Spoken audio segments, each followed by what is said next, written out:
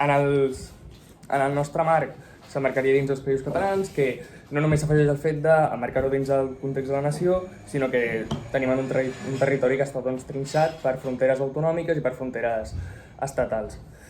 Per tractar la qüestió, avui tenim a Joan Tafalla, historiador i militant de Comunistes de Catalunya, president d'Estudis Gramscians de Catalunya i que darrerament ha escrit el llibre La pàtria de los obreros. Tienen patria los obreros. Perdó.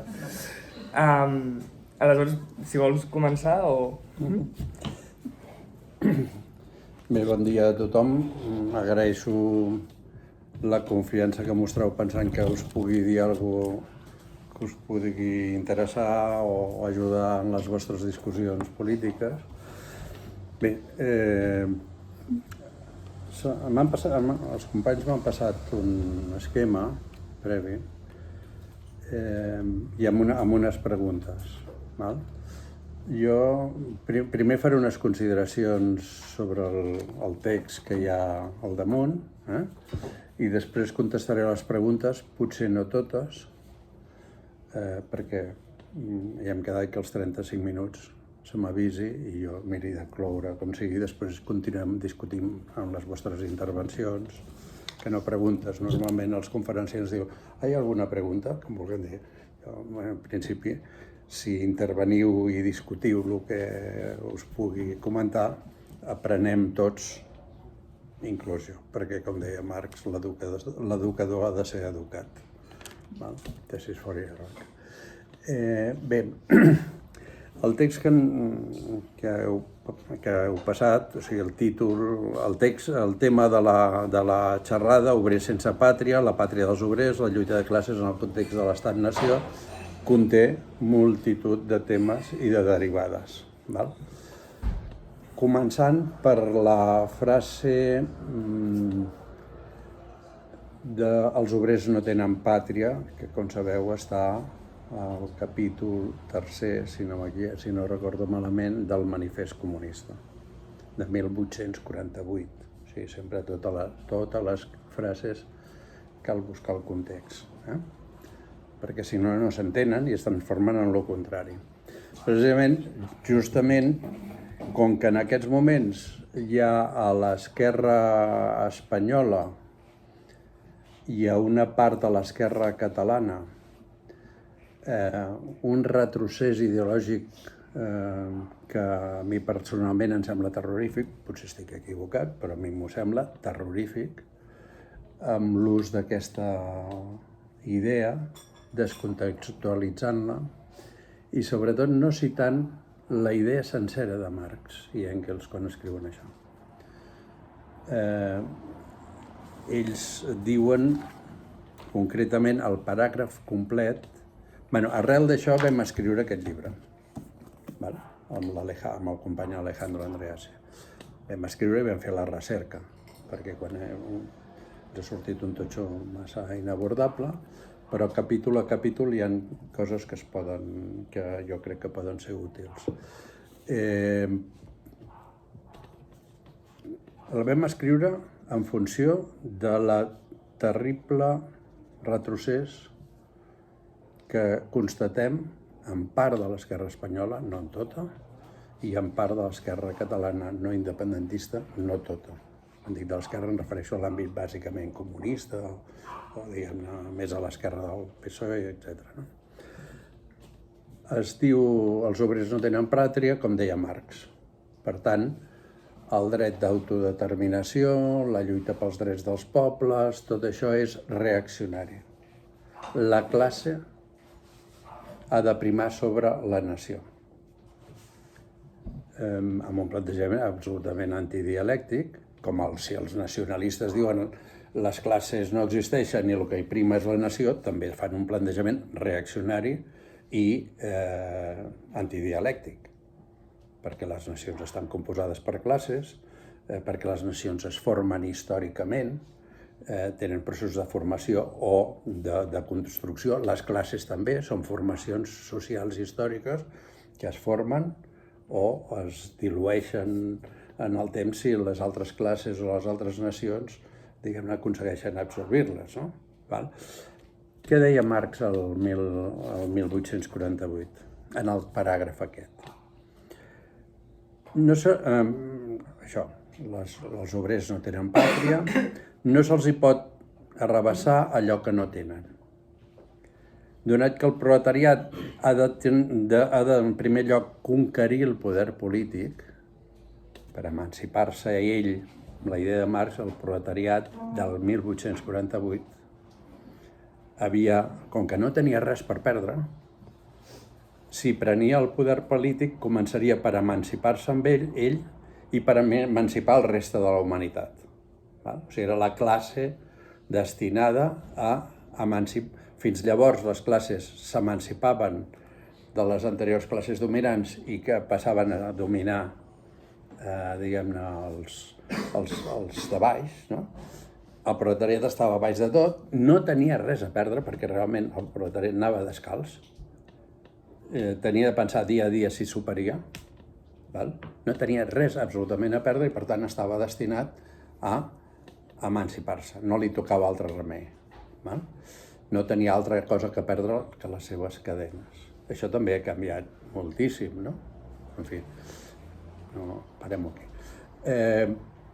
Llavors, per emancipar-se, la diferència entre Marx i Proudhon i altres autors socialistes de l'època, el proletariat, per emancipar-se, només podia fer-ho prenent el poder polític. I prendre el poder polític no volia dir, el 1848, guanyar les eleccions. Entre altres coses perquè la majoria dels països d'Europa, els proletaris, en ningú país d'Europa, votaven. No tenien dret a votar. No formaven part de la nació. I prenent el poder polític tenia d'elevar-se a la condició de classe nacional. Ui, ja veig algun nacionalista gran espanyol dient clase nacional, esto Marx se ha vuelto loco, què passa aquí? Una contradicció, això és una, no sé, és un... Marx aquí encara no era prou madur, havia de madurar encara més i fer-se més no sé què, i constituir-se en nació. Atenció, sí, el proletariat s'havia de constituir en nació. És Marx, era un nacionalista, Marx? No. Era un revolucionari de la tradició de la Revolució Francesa. Perquè les nacions, en el sentit modern, es creen a partir de la Revolució Francesa. I sobretot a partir del moment més radical de la Revolució Francesa, que és 1793 i 1794. Després de 1794, Thermidor, les classes dominants logren controlar a la massa de pagesos i fer-se'n el poder. Però la intenció dels revolucionaris del 93 i del 94, Robespierre, Saint-Just, Babeuf, tots aquests, era que el proletariat fos la nació. I què entenien per nació? Una gent que parlaven tots la mateixa llengua i que tenien uns orígens mítics amb Carlemany o amb Joana d'Arc, o amb personatges com Don Pelayo o aquí el de les 4 barres, no recordo com es diu, això, Guifré del Pilós o el mític Auger Cataló, etc. No, això per a ells, pels revolucionaris francesos, pels jacobins, atenció al mal ús d'aquesta paraula, no hi entro, si algú després vol comentar el tema sobre el jacobinisme, doncs en parlem. Per aquests jacobins, per aquests de la muntanya, que dèiem, doncs la nació era el conjunt de tots els ciutadans, no només els que podien pagar per votar, de tots. Llavors la nació està composada de gent que potser parlen llengües diferents. A França el francès el parlava en aquella època un 20% de la gent, és així, etc. Per tant, i diu, encara, i per tant, com que s'ha de constituir en classe nacional, encara és nacional. Encara que de ninguna manera en el sentit burgès. És una mica críptic el conjunt del paràgraf, perquè té moltes derivades, cal contextualitzar-lo, etc. Però la idea de nació és una idea de Marx i Engels al 48, és una idea absolutament de l'època moderna en la que els estats i les nacions s'estan constituint. Val? La nació no es remunta a Don Pelayo, ni a Roger... com? El Pilós, ni a Carlemany, ni a Joana d'Arc, ni als romans que amb el procés italià doncs es deixa. Això són els mites que a vegades poden jugar un paper positiu en la lluita, no? Perquè mobilitzen, els mites mobilitzen, però que sempre tenen un nucli d'alienació. Un mite no és la realitat, no? I els comunistes, en principi, intentem, en tot cas, usar algun mite amb un caràcter mobilitzador, però amb la idea de que la humanitat alliberada i emancipada haurà de viure sense mites. Val? O sigui, mai oblidant això. Per tant, doncs, i llavors també, d'aquí es desprèn una qüestió superimportant, que és la idea d'hegemonia. Una classe per dominar i per dirigir una societat, perquè l'hegemonia té els dos aspectes, el domini i la direcció no política només, cultural, de projecte, de model, de vida, de forma de vida, etc. Aquesta idea està en el nucli, encara que ells no usin la paraula, d'això. Va recuperar això el 1909 Lenin. Si després es vol, miraré de recordar les cites oportunes i si no les recordo ja m'ho dieu i us les envio perquè són dos textos de 1909 contra els simplement obreristes. És a dir, que oblidaven el projecte polític, que es limitaven a la defensa sindicalista, que és molt important, jo no ho nego, però a la defensa sindicalista de les condicions de vida en el marc econòmic. I ho va reprendre Antonio Gramsci, com sabeu tots, no? Ho reprèn a la qüestió meridional, ho reprèn quan examina en els quaderns de presó, sobretot el quadern 19, però al llarg de tots els quaderns de presó, perquè és una de les coses que l'obsessiona quan està a la presó, és com s'ha format l'estat a Itàlia. La unificació d'Itàlia és de 1861, la total el 68, o sigui que és una cosa molt recent. Qui ha dirigit el procés? Quines classes se n'han venut? Quins territoris se n'han venut? D'això, aquí, en el text de la qüestió meridional, que és abans que entri a la presó, ell marca un concepte una mica innovador, que és el tema de la colònia interior. O sigui, un estat que s'ha constituït recentment té un procés en el que les classes dirigents ha sigut la burgesia del nord, la burgesia industrial del nord, que ha conquerit el conjunt del territori d'Itàlia per tenir un mercat més gran, per aconseguir proveïments i per aconseguir mà d'obra barata, i en aquest procés s'ha creat en el sud, Sardenya, Sicília, el regne de Nàpols, etc., s'ha creat una espècie de colònies interiors. Gramsci pensava... En 1861, un dels autors, un dels agents actius de la unificació italiana va dir al Parlament recentment constituït, el marquès d'Azeglio, hem creat Itàlia, ara ens falta crear els italians. Relació Estat-Nació. Això hi ha una cita a les Corts espanyoles molt similar, però jo no ara la volia buscar, però aquesta setmana he tingut una mica d'això molt similar. Llavors, doncs, diguem-ne que la lectura del quadern 19 i de la qüestió meridional es pot. Al gener-febrer sortirà una edició de la qüestió meridional en català, perquè alguns ens hem marcat com a objectiu traduir a Gramsci al català, que ha estat escassament traduït. Bé, amb això ja hi ha comprimides algunes de les, en el nucli, algunes de les respostes a les preguntes que em deia.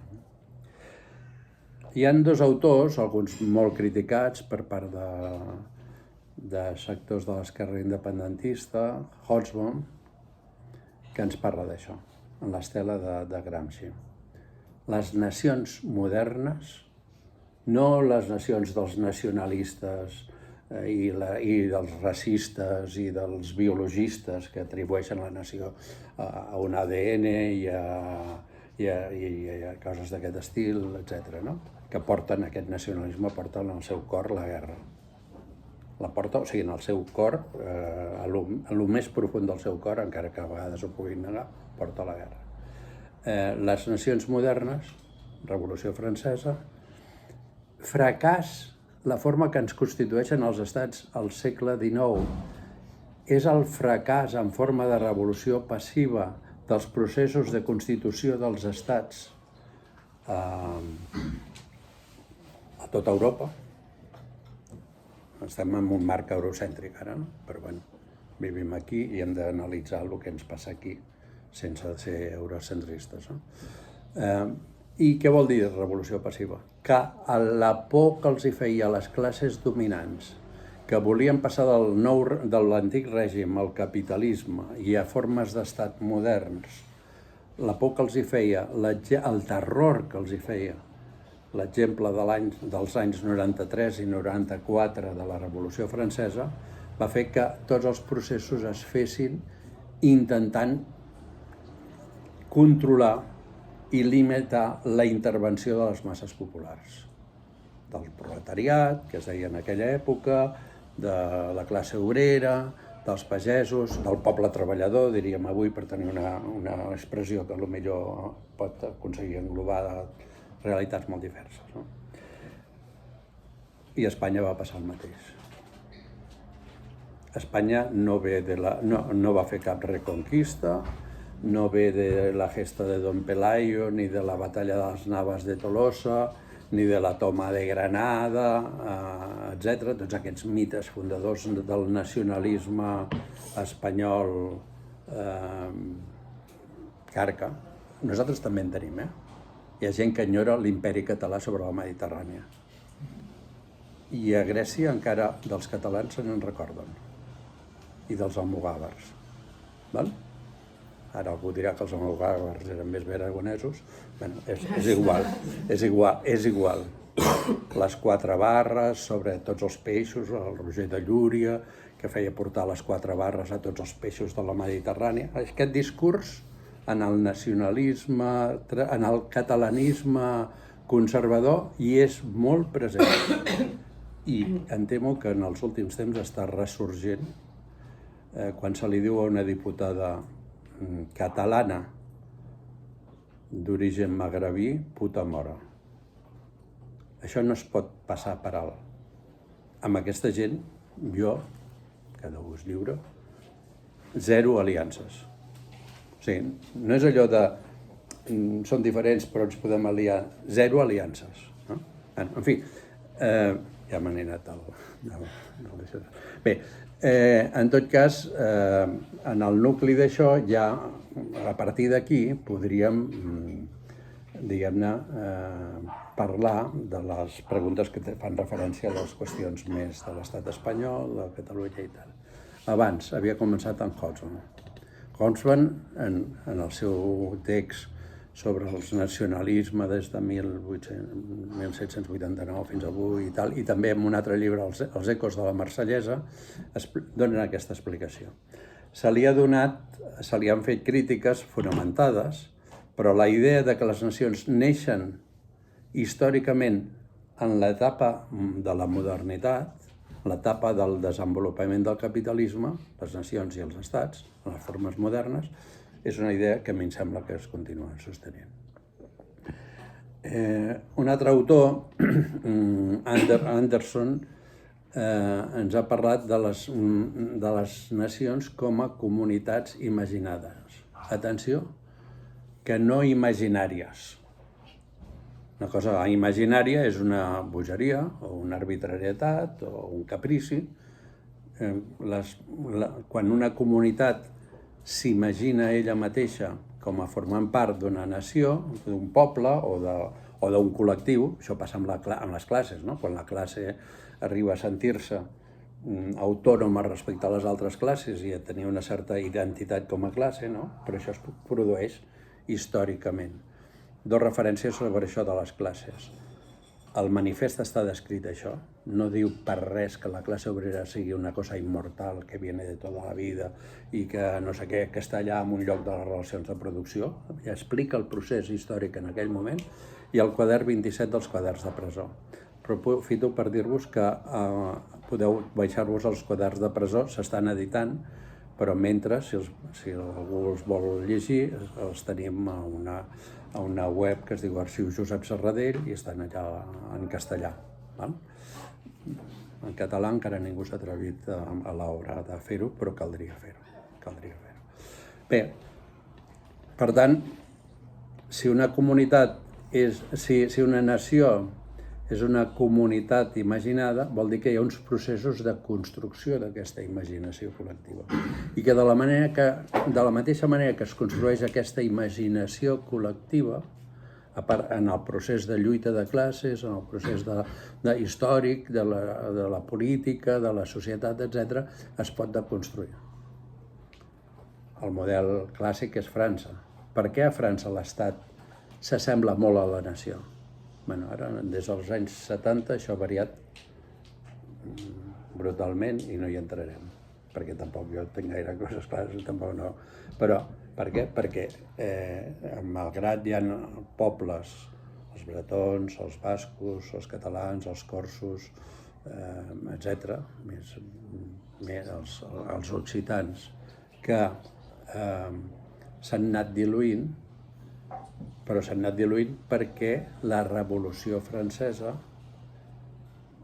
en el seu aspecte radical, no en el burgès, tenia un missatge democràtic. I llavors això feia que la permanència d'aquestes nacions fos molt reduïda i avui en dia, doncs, diguem-ne, la realitat empírica és que Perpinyà mana al Front Nacional. Això és la realitat empírica. No volem que sigui així, però potser caldrà que ens posem les piles per veure com ho fem, no? I no tinc ni idea. O sigui, vosaltres us toca als joves de resoldre aquest problema. Bé, en el cas espanyol, de l'estat espanyol, hi ha una companya que abans m'ha mencionat que sí que la coneixia, hi ha un text que, autocita, falta de tal, perdó, un text que em van publicar els companys de Catarsi, en el que intentava comparar aquell model italià que us deia amb el model de l'estat espanyol.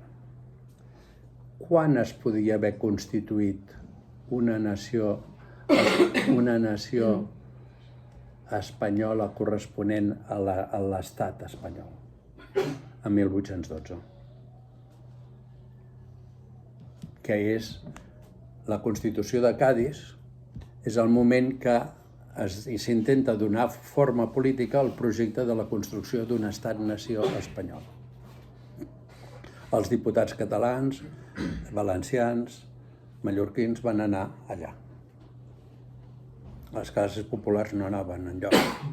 O sigui, treballaven, es mataven a treballar o es mataven a les guerres perquè els portaven a les guerres o el que sigui, però no anaven enlloc. La burgesia, les classes il·lustrades que podien bastir un projecte d'estat-nació es van trobar a les Cortes de Cádiz amb una definició d'espanyols molt complicada, los de los dos continentes. Vol dir que en l'altre continent els indis i tots aquests no eren indis, eren els espanyoles, no? En fi.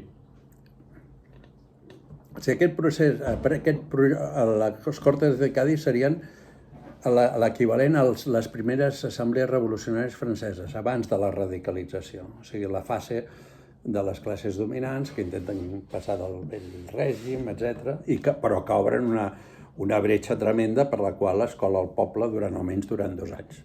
No? I intenta el poble fer el seu, no? anar a lo seu. Quant dura això? 2 anys. Quan arriba aquell que la Nieves con Costrin anomena el Mas Tuerzo, Ferran VII, i reinstaura això. Hi ha un altre intent a 1821, en Riego i companyia, 3 anys. Quan mor el Mas Tuerzo, hi ha un intent ja en forma de revolució passiva, que és l'Estatut de 1835, no l'Estatut de Catalunya, sinó l'Estatut reial, però hi ha forma de revolució passiva. I fracassa una i una altra vegada. Perquè els companys de l'esquerra de la que jo formo part, que en el meu partit això és molt poc compartit, però en general sí se'ns critica molt per no compartir això, entre aquests companys hi ha la idea de que hi ha una nació espanyola.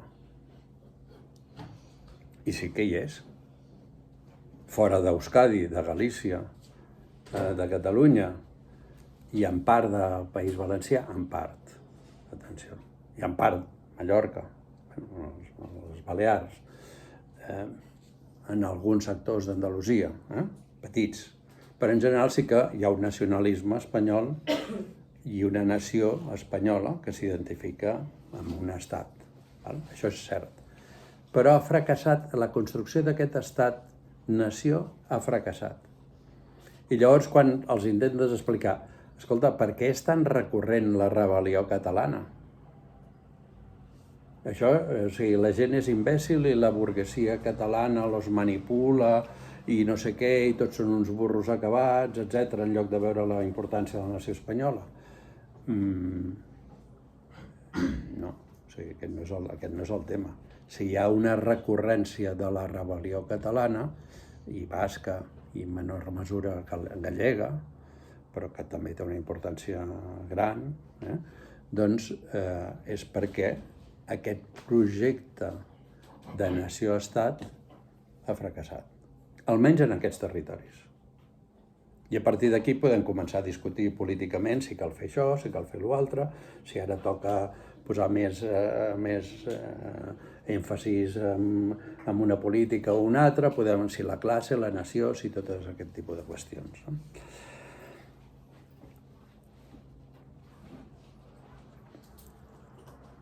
Canviar, el text està allà, si algú el vol consultar a Catarsi, llavors, jo què sé, si algú, a més de ser masoquista i llegir-lo, fos més masoquista i m'envia comentaris, m'interessa perquè, jo què sé, és un text que en un moment determinat escrius, però li falta molta verificació i tal. La idea és que a Espanya han hagut 3 grans revolucions passives, des de 1812 fins al 78, i seria la tercera. Aquesta és i el règim del 78, els 40 anys de règim un règim de revolució passiva. Es concedeix part de coses, que està bé, sempre és millor, jo què sé, si estic llegat de peus i mans, que et desliguin els peus, sempre vius una mica millor, no? Però no és, sí, pots caminar, no estàs allà, però és una concessió perquè no hi hagi el canvi, major.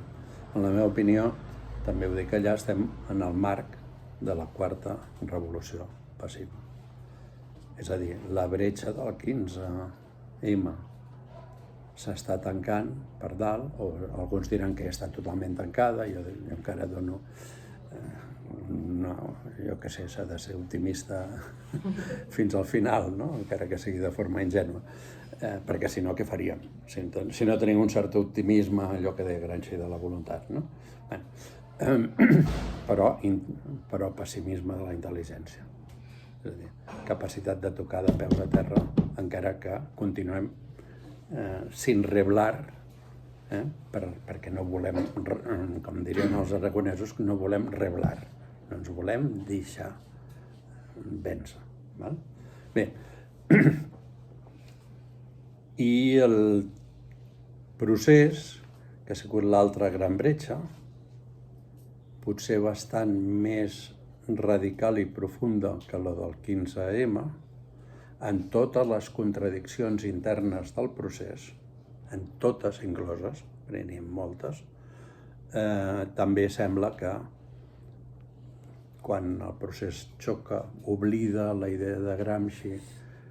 En política l'error és confondre, és pensar que l'hegemonia només és consens. L'hegemonia també és coerció i, per tant, l'Estat, a un creixement d'una construcció d'una voluntat nacional popular molt potent,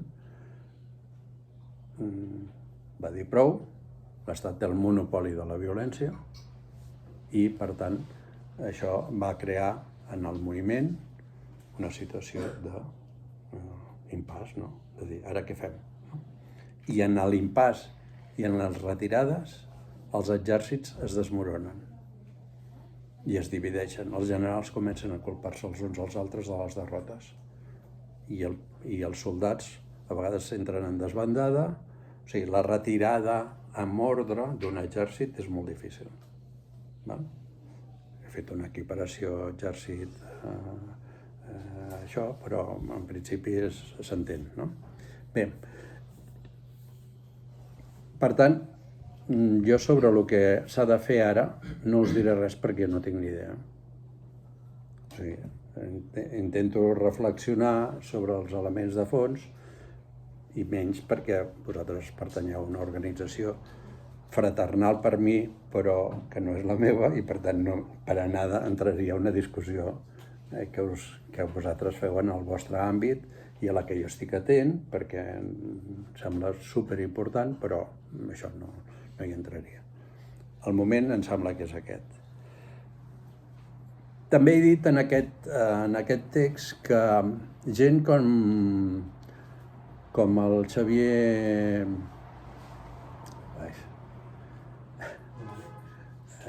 Domènech, sí, i altra gent estan fent una articulació molt interessant, innovadora en el conjunt de l'esquerra no independentista, a la que cal estar atents. No sabem on arribaran, però cal llegir-los, cal estar al tanto del que diuen, perquè Espanya un haz de naciones. És a dir,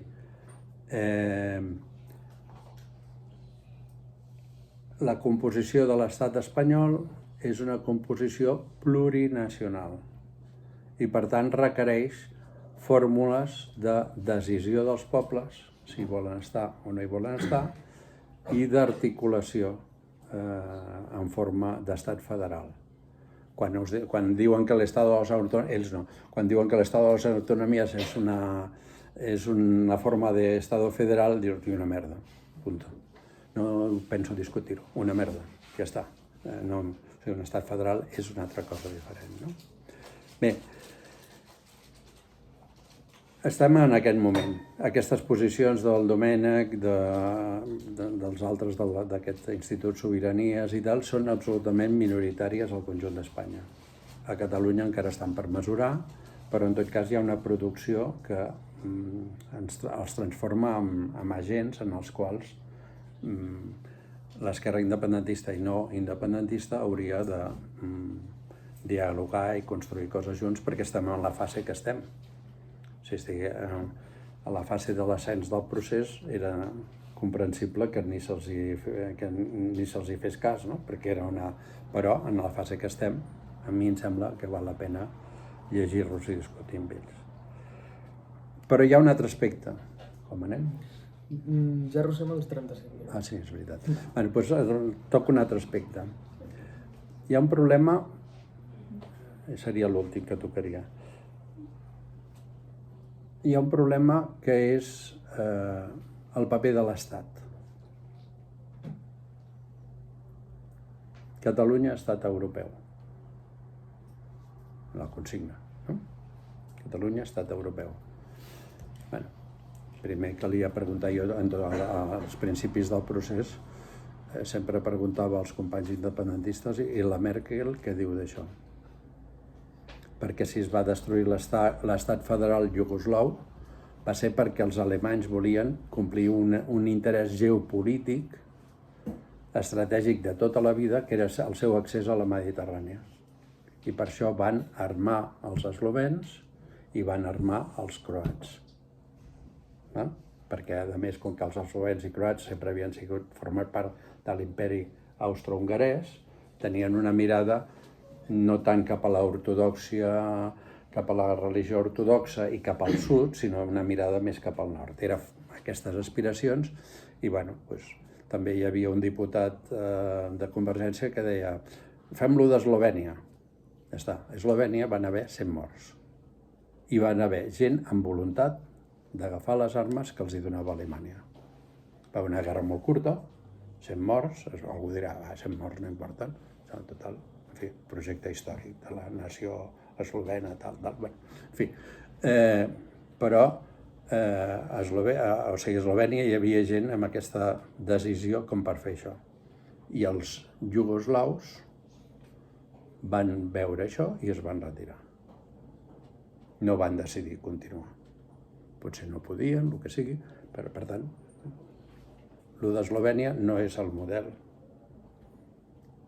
No és el model.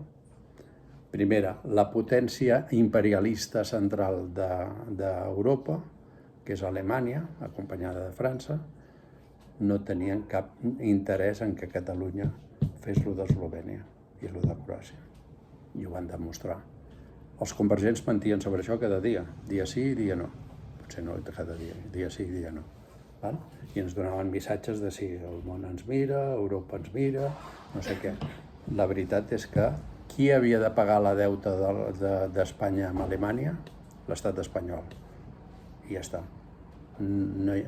Se acabó, o sea, no tengo nada más que decir, señoría. Però clar, a l'Estat, pels comunistes és un problema. Perquè nosaltres pensem en una societat en la que l'Estat ha de desaparèixer. S'ha d'extingir. Clar que això depèn d'una cosa bastant més entelèquia, que és la revolució mundial. Perquè si fas la revolució socialista en un país i no tens estat per defensar-te, dures el que un caramel a la porta d'un col·legi, no? En fi, Cuba aguanta perquè té un estat fort. Es pot discutir coses sobre el model Cuba i tal, però aguanten perquè tenen un estat fort. Però, bueno, en la nostra perspectiva, volem l'abolició dels estats. I en el context mundial actual de mundialització del capitalisme, molta gent veuen i veiem en l'Estat, en un estat que sigui realment autònom i sobirà, una defensa front a la mundialització capitalista, no? O sigui, aquí he posat 3 cosetes sobre el tema estat que crec que són de discutir. Jo tampoc no tinc... O sigui, de discutir. Jo no em pregunteu que jo us contesti d'això perquè no serà el cas de discutir, no? I després el model de país.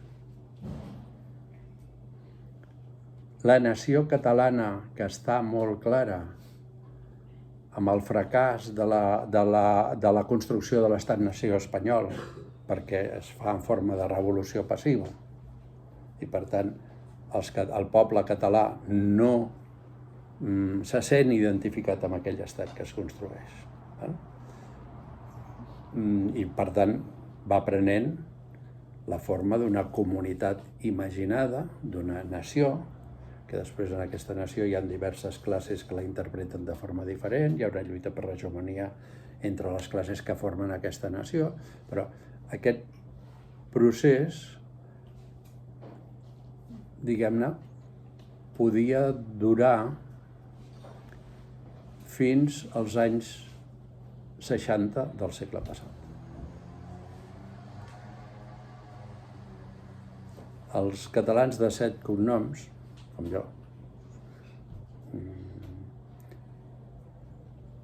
érem 2,5 milions. Si no hagués vingut ningú, seríem 2,5 milions o menys, perquè el nostre règim demogràfic és molt de ciutat, molt industrial, i llavors, diguem-ne, som molt pràctics, tendim de dir, bueno, 2 fills, per tirar endavant 2 fills, ja tenim prou problemes, etc. No en tindrem 7 o 8 o 10 com es té al camp. Als anys 60, Jordi Pujol, que, atenció, a part del que pensem del Jordi Pujol i del seu afany de guanyar diners fraudulentament, és un model de capacitat de direcció hegemònica d'una nació. I per això cal llegir-lo i estudiar-lo i analitzar-lo. Perquè els enemics, si els vols vèncer, els has de conèixer. Si no els coneixes, et portes unes hòsties bueno, en fi. Jordi Pujol estava molt orgullós als anys 90, a principis dels 90, la campanya, vosaltres no hi éreu, que es deia Som 6 milions. Val? Som 6 milions perquè, clar, una potència, una nació té relació amb la seva demografia, també, no? Ja era una nació també complexa, diversa. El projecte de Pujol coincidia amb el del SUC dels anys 60, que tots dos van evitar el trencament de la nació catalana. És català qui viu i treballa a Catalunya. Concepte republicà de nació. Una nació de ciutadans. M'és igual que ballis sardanes, m'és igual que ballis sevillanes, m'és igual on vius, tots som una nació. Som una nació. En aquests moments, si no vaig errat, algú pot mirar l'IDESCAT a veure si... D'això crec que som 7,5 milions. I la darrera immigració, entre els anys 90 i ara, ve d'un munt de països. Un munt de llengües, de religions, d'usos i costums, de divisió territorial, de divisió en el territori, d'ocupació del territori català, no? Vull dir, doncs, hi ha zones territorials que tenen una composició. Ciutat Meridiana, 40 nacions, o pobles, o digueu-li com vulgueu. Un munt de llengües, competència pel territori entre els diferents sectors emigrants. Uns ara fa un temps tenien de resar fora, el divendres, els altres no ho suportaven, el moviment associatiu intentant fer comunitat amb tot això. Jo conec la gent que estan allà fent això i estan al·lucinats, però treballen allà intentant fer un sol poble, no? Model de país, també. Tanco aquí, perquè ja són 43 i havíem quedat 40. Com veieu, l'únic que faig és sembrar dubtes. No em vull comparar amb Marx, però un cop la seva filla li va fer un joc d'unes preguntes molt boniques, molt maques, estaven allà, no tenien tele en aquella època, i s'entretenien fent coses més intel·lectuals. No sé quina de les filles li va fer 8 o 10 preguntes. I quan li va preguntar el lema principal que portava la seva vida, va dir de omnia dubitandum, és a dir, dubtar de tot. O sigui, en aquest aspecte és amb l'únic que em puc comparar amb Marx. Llenço dubtes i qüestions. Ho deixem aquí.